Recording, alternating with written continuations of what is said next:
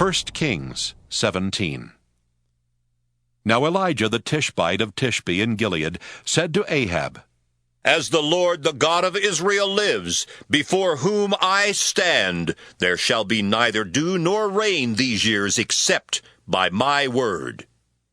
The word of the Lord came to him, saying, Go from here and turn eastward, and hide yourself by the Wadi Kerith, which is east of the Jordan. You shall drink from the wadi, and I have commanded the ravens to feed you there. So he went and did according to the word of the Lord. He went and lived by the Wadi Kerith, which is east of the Jordan. The ravens brought him bread and meat in the morning, and bread and meat in the evening, and he drank from the wadi. But after a while the wadi dried up, because there was no rain in the land. Then the word of the Lord came to him, saying, Go now to Zarephath, which belongs to Sidon, and live there, for I have commanded a widow there to feed you.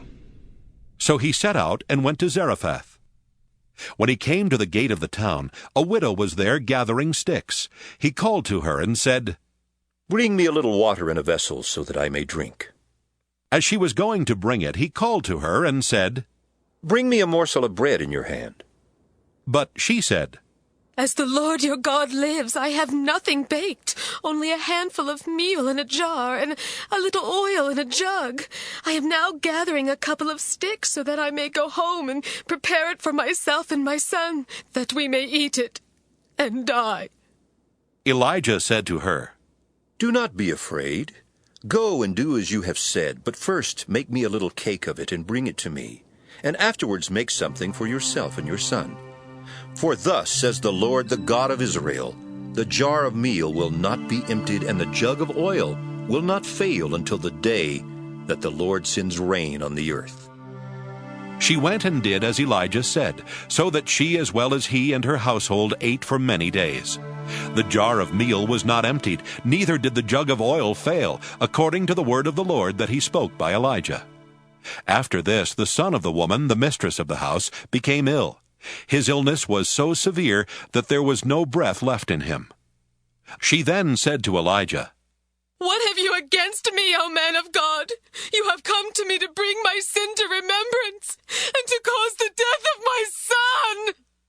But he said to her, Give me your son. He took him from her bosom, carried him up into the upper chamber where he was lodging, and laid him on his own bed.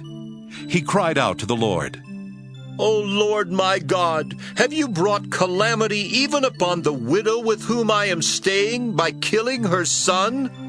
Then he stretched himself upon the child 3 times and cried out to the Lord, O Lord my God, let this child's life come into him again. The Lord listened to the voice of Elijah. The life of the child came into him again, and he revived. Elijah took the child, brought him down from the upper chamber into the house, and gave him to his mother. Then Elijah said, See, your son is alive. So the woman said to Elijah, Now I know that you are a man of God, and that the word of the Lord in your mouth is truth.